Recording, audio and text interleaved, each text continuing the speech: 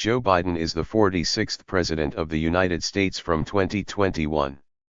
He was born on November 20, 1942, in Scranton, Pennsylvania, and he served as a U.S. Senator representing Delaware from 1972 to 2009.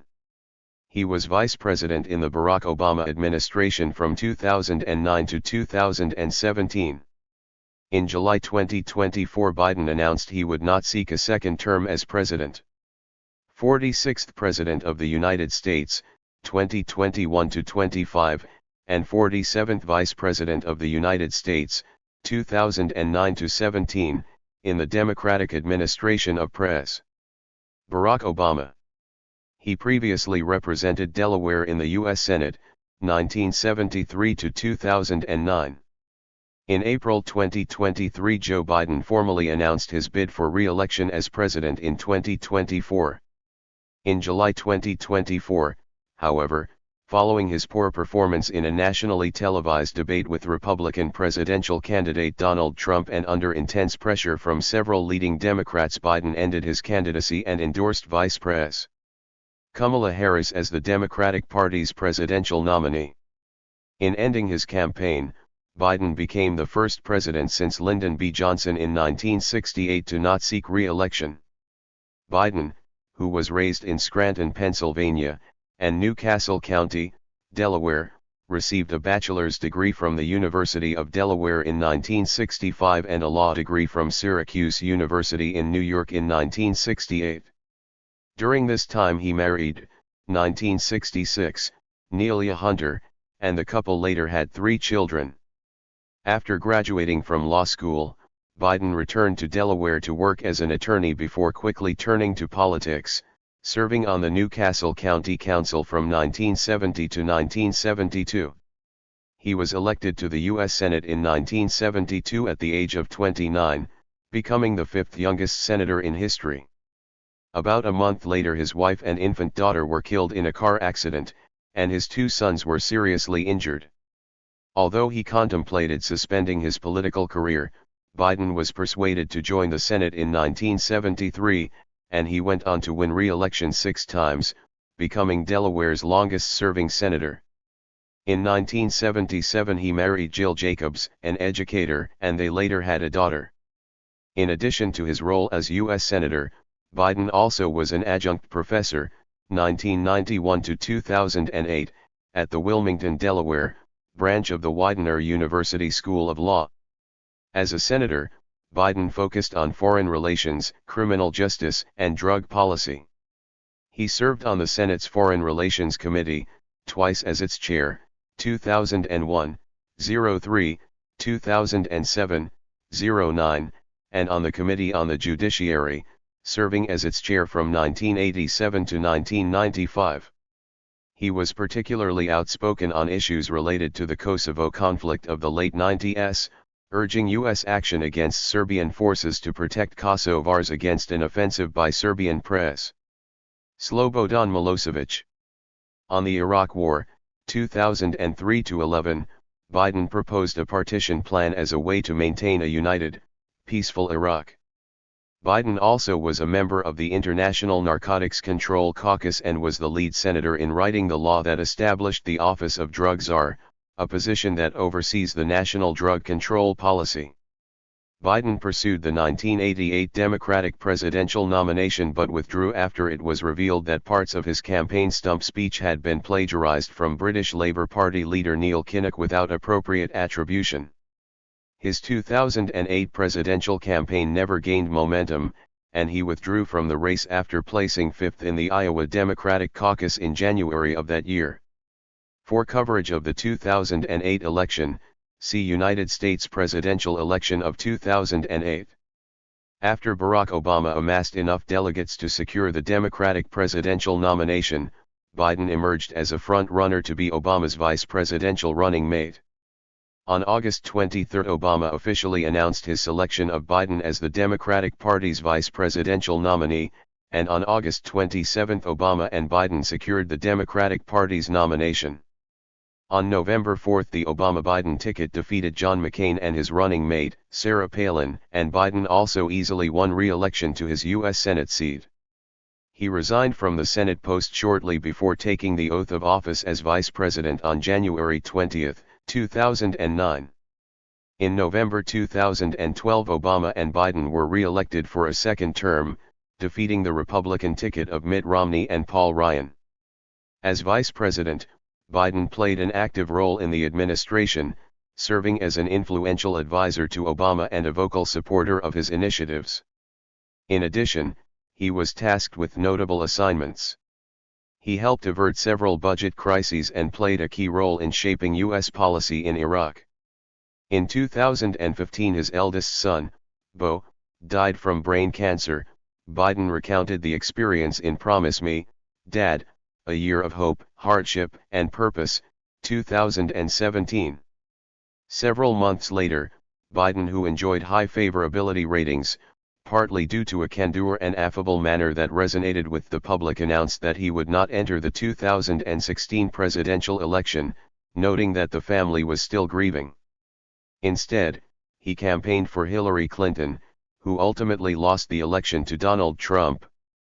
Biden's close relationship with Obama was evident when the latter surprised him with the Presidential Medal of Freedom, with distinction, on January 12, 2017, just days before they left office. When Obama presented the rarely given honor, he referred to Biden as "my brother." Later that year, Biden and his wife established the Biden Foundation, a charitable group involved in various causes. Presidential election of 2020. Biden remained involved in politics and was a vocal critic of press. Donald Trump. Biden himself faced censure when, in 2019, various women accused him of inappropriate physical contact, notably hugging and kissing. Although his response was widely derided, "I'm sorry, I didn't understand more. I'm not sorry for anything that I have ever done. I've never been disrespectful intentionally to a man or a woman." His popularity remained high. Amid growing speculation that he would run for president in 2020, Biden announced his candidacy in April 2019, joining a crowded Democratic field. Biden immediately became a front-runner, and he pursued a platform that was considered moderate, especially as compared with such candidates as Bernie Sanders. A poor performance in the party's first debate in June 2019, however, raised questions about Biden, and his support dipped. After the first three nomination contests in early 2020, Sanders seemed poised to become the party's nominee. However, worries about Sanders's electability in the general election galvanized moderate voters, and in South Carolina in late February, Biden won a resounding victory. Numerous candidates subsequently dropped out, and by early March it had become a two-man race between Biden and Sanders. As Biden registered more wins, he soon took a commanding lead in delegates. After the rapid spread of the COVID-19 pandemic in the United States stalled the campaigns, Sanders dropped out in April, and Biden became the presumptive Democratic nominee. In the ensuing months, Biden outlined a platform that included a number of policies that appealed to progressives.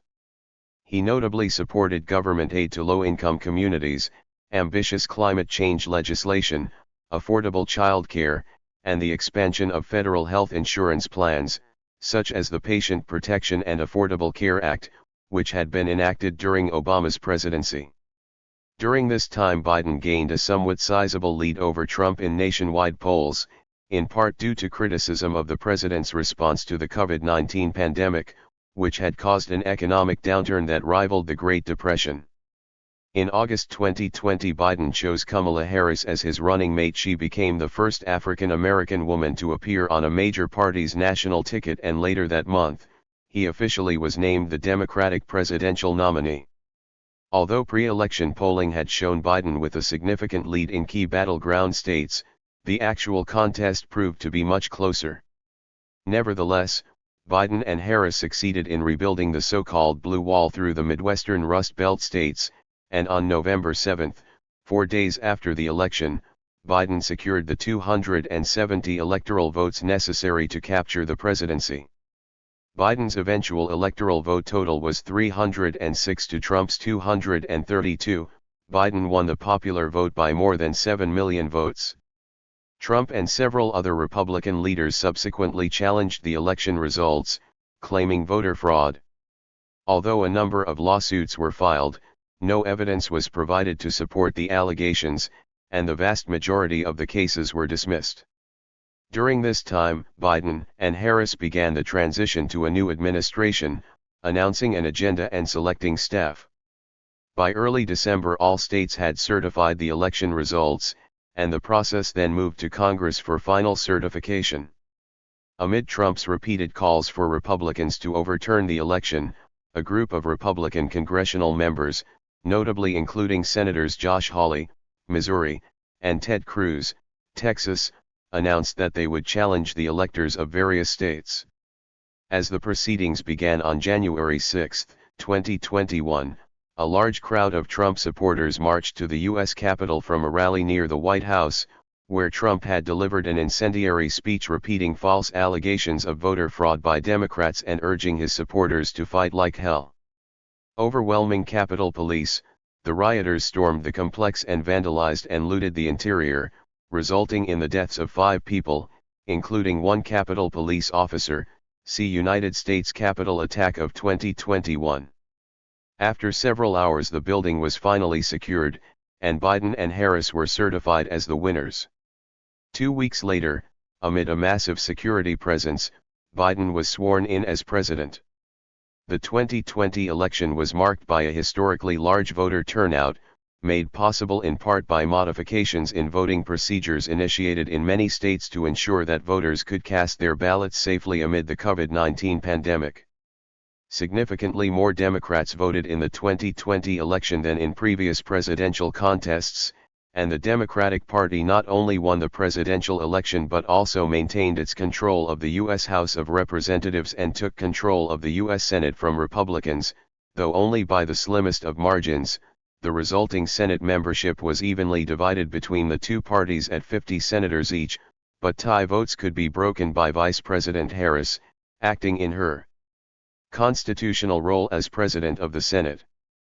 In the view of many Democrats, particularly progressives, the party's simultaneous control of the presidency and both houses of Congress afforded it a rare opportunity to pass transformative legislation that promised to make American society more democratic, equitable, and just. During the first weeks of his presidency, Biden signed a raft of executive orders, actions, and memoranda, many of which rescinded policies of the Trump administration, particularly in the areas of immigration, healthcare, and the environment. Notably, on his first day in office, Biden issued executive orders that re-entered the United States into the Paris Agreement on climate change and canceled the country's withdrawal from the World Health Organization. In March 2021, the Biden administration used budget reconciliation, a process that prevents certain budget-related bills in the Senate from being filibustered, to secure passage by Congress, without Republican support, of a $1.9 trillion pandemic relief bill, the American Rescue Plan.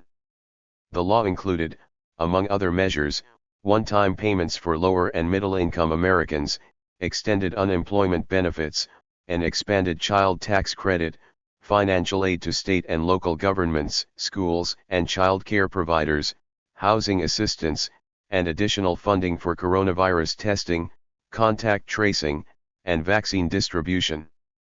Biden supported 3 significant pieces of voting rights and electoral reform legislation: the For the People Act, passed by the House in March 2021, the John Lewis Voting Rights Advancement Act, passed by the House in August, and the Freedom to Vote Act, introduced in the Senate in September. The first 2 bills were later versions of legislation passed by the House in 2019. All 3 bills were blocked in the Senate by Republican filibusters, which could be overcome only with the support of at least 60 senators. The bills were designed to prevent states from adopting egregious voter suppression laws, to eliminate partisan and racial gerrymandering, and to make elections more transparent by requiring dark money organizations to disclose their donors. See campaign finance laws. The failure of the electoral reform measures, which Democrats viewed as essential to preserving American democracy, prompted progressive and even some moderate Democrats to urge the elimination of the filibuster, which is not established in the U.S. Constitution and can be ended by the Senate in a simple majority vote. In August, the Senate passed the Bipartisan Infrastructure Investment and Jobs Act, a drastically scaled back, $550 billion, version of a wide-ranging infrastructure plan announced by Biden in March, its smaller scale made necessary by objections from Republicans and conservative Democrats to spending levels, tax increases on corporations and the wealthy, and several social spending provisions. The bill then languished in the House for months as progressive, moderate, and conservative Democrats debated its provisions, progressives refusing to support it except in combination with a larger social spending bill and conservatives insisting that it be voted on separately. In early November, following important off-year elections in which Democrats suffered several unexpected defeats signaling a likely loss of the House and Senate to Republicans in the 2022 election, Biden and Democratic House leaders intensified their efforts to reconcile the factions, arguing that some tangible legislative achievement was necessary to retain the support of swing voters. After progressives finally conceded, the infrastructure bill was passed and sent to Biden for his signature. U.S. President Joe Biden signs an executive order on advancing equality for LGBTQ+ individuals as Transportation Secretary Pete Buttigieg, L., Vice President Kamala Harris, 2nd L., First Lady Jill Biden, 3rd R., look on during a Pride event at the East Room of the White House June 15, 2022. On December 13, 2022, Biden signed into law the Respect for Marriage Act. The act formally repealed the Federal Defense of Marriage Act, 1996, which had defined marriage as a legal union between one man and one woman and had permitted states to refuse to recognize same-sex marriages performed in other states. Biden had also appointed as U.S. Secretary of Transportation, 2021, Pete Buttigieg, the first openly gay cabinet member in American history who had unsuccessfully sought the Democratic presidential nomination in 2020. Among Biden's goals in foreign policy were to repair frayed relations with several U.S. allies, to cooperate in global efforts to ameliorate climate change, and, in general, to return the United States to a position of global economic and political leadership. Biden had also promised during his campaign that he would withdraw all remaining U.S. troops from Afghanistan, finally ending nearly 20 years of U.S. military involvement in the country during all phases of the Afghanistan War, the longest military conflict ever fought by the United States. In April 2021, Biden announced a withdrawal of all U.S. troops by September 11, an extension of the May 1 withdrawal deadline negotiated with the Taliban by the Trump administration in 2020. By early August, after Biden had advanced the withdrawal deadline to August 31, the Taliban had begun to take military control of several Afghan provinces, and soon thereafter the Afghan capital, Kabul, was captured and the national government collapsed. Chaos ensued as the airport in Kabul was flooded with desperate Afghan refugees seeking to flee the country on American evacuation flights. During and after the withdrawal, the Biden administration was criticized by Republican and some Democratic leaders for having misjudged the strength and resolve of both the Taliban and the Afghan government and security forces. Joe Biden was elected to the presidency on his third try. Former Vice President Joe Biden is set to make history on Wednesday as the 46th President of the United States, taking over from Donald Trump after a tumultuous 4 years. Biden comes into office during an uncertain time for the country on many fronts: a raging coronavirus pandemic, months of protests over racial injustice, and a bitterly fought election that ended in the siege of the U.S. Capitol just days ago. Biden will be the first president in more than a century not to be greeted by the outgoing president. Donald Trump is set to depart to his residence in Florida earlier in the day. Biden's journey from being a son of Scranton, Pennsylvania to the White House has been a long one, serving as vice president to the first black president for 8 years and then before that, a senator from Delaware for decades. He has faced personal tragedy on a number of occasions, but that grief has shaped him. Family: married to Jill Biden, father to Hunter, Ashley, and the late Joseph Robinette, both Ree and Naomi. Biden's first wife, Nelia, died in a car accident with their baby daughter Naomi in 1972. Beau Biden died in May 2015 of brain cancer. Education: he graduated from the University of Delaware and Syracuse Law School. What he used to do: he served as vice president from 2009 to 2017. From 1973 to 2009, Biden served in the U.S. Senate and was on two key committees as both ranking member and chairman, the Senate Foreign Relations Committee and the Senate Judiciary Committee. He also served on the New Castle County Council after finishing law school. Since leaving the White House, Biden and his wife launched the Biden Cancer Initiative to invest in efforts for cancer prevention, detection, diagnosis, research and care. After publicly supporting same-sex marriage ahead of his boss, Biden reportedly apologized to Obama in 2012. But Obama said in an interview with ABC's Good Morning America co-anchor Robin Roberts, "I think Joe is an extremely generous, loving person. And I think he was responding honestly in terms of how he felt."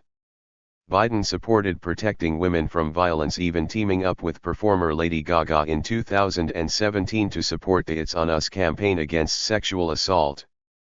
Perhaps one of the most poignant moments of his vice presidency came when Obama surprised Biden with a Presidential Medal of Freedom. Throughout the 2018 midterms, Biden was a powerful surrogate for Democrats, making campaign swings through the Midwest and across the country to boost for Democratic candidates. The University of Pennsylvania announced the Penn Biden Center for Diplomacy and Global Engagement to honor his unsurpassed understanding of diplomacy and far-ranging grasp of world issues in 2017. That same year, the University of Delaware announced a partnership with Biden to launch the Biden Domestic Policy Institute. During Biden's Senate career, he oversaw the confirmation of Supreme Court Justice Clarence Thomas in his role as the head of the Judiciary Committee. He was criticized for his handling of the hearing after Anita Hill testified before the committee, and his failure to defend Hill as she faced questioning from an all-white, male committee, as Republican members sought to discredit her testimony. Biden voted against Thomas, but the Senate nonetheless confirmed the then nominee. Biden has publicly apologized to Hill, and said in March at the Biden Courage Awards he regrets he couldn't come up with a way to get Hill the kind of hearing she deserved. Biden has also led the charge on the sweeping, bipartisan 1994 crime bill, a bill Biden referred to as the Biden crime bill during his 2008 presidential campaign, which critics say had a disproportionate impact on minority communities, particularly due to mass incarceration. Biden undertook 3 presidential runs during his nearly 50 years in public life, with the first, in 1987, ending before any primary voting took place due to a plagiarism scandal. In that case, Biden quoted British Labour Party leader Neil Kinnock without attribution. Biden also faced questions of plagiarism in law school after a paper he wrote did not include proper citation for some of the text. He admitted to that in 1987, called it a mistake and said that there wasn't malevolent intent, according to reports at the time. His second presidential run during the 2008 primary ended after the Iowa caucuses, where Biden received less than 1% of the vote. Where he stands on some of the issues. Biden has expanded his plan for higher education and proposes offering free college tuition for public universities, historically black colleges and universities, and minority-serving institutions to families making less than $125,000, along with his previous pledge to make community college tuition free. Biden's plan for health care would attempt to make the Affordable Care Act easier to navigate with more choices. His plan would expand upon the Affordable Care Act passed under the Obama-Biden administration and provide a public option for patients to buy into, rather than Sen. Bernie Sanders' Medicare for All system that several of Biden's rivals advocated for during the primaries. Biden has also put a large focus on addressing climate change, calling it one of the 4 crises facing the country today. In the summer of 2020, he unveiled a sweeping new proposal that called for the United States to achieve a carbon-free power sector by 2035 and a $2 trillion investment over his first 4 years in office in green energy and infrastructure to combat the threat of climate change. Biden has also put forth several plans to address the coronavirus pandemic, pledging to follow the science and heed the advice of experts. Biden plans to mandate masks on federal property for the first 100 days of his administration and faces the deep challenge of vaccinating the U.S. population. In the wake of protests across the country over racial inequality last summer, Biden has not joined the calls to defund police departments, but advocates for providing an additional $300 million in funding for community-based policing, as well as pairing police with mental health experts to be able to better address community needs, while also advocating for a national use of force standard. What you might not know about him. As a child and teenager, he struggled with a stutter. A young Biden overcame the affliction through public speaking. During his college years at the University of Delaware, Biden played football. Biden was first sent to Washington in 1972 when the people of Delaware elected him to the U.S. Senate at 29 years old. He was one of the youngest people elected to a seat in the upper chamber. In the weeks after being elected to the Senate in 1972, tragedy struck the Biden family after a car accident killed his first wife, Nelia, and their one-year-old daughter, Naomi, and severely injured his sons, Beau and Hunter. In 1977, he married Jill Biden. After Biden's 46-year-old son, Beau, died of brain cancer in 2015, Obama eulogized the former Delaware Attorney General during a memorial service. The Biden family received 72,000 condolences through the White House's virtual system after the death of Beau, and condolences were submitted from every state, according to the Vice President's office. One of Biden's significant achievements during his time at the helm of the Judiciary Committee was appointing California Sen. Dianne Feinstein to the dais. She was the first woman on the committee. Thank you for watching this video.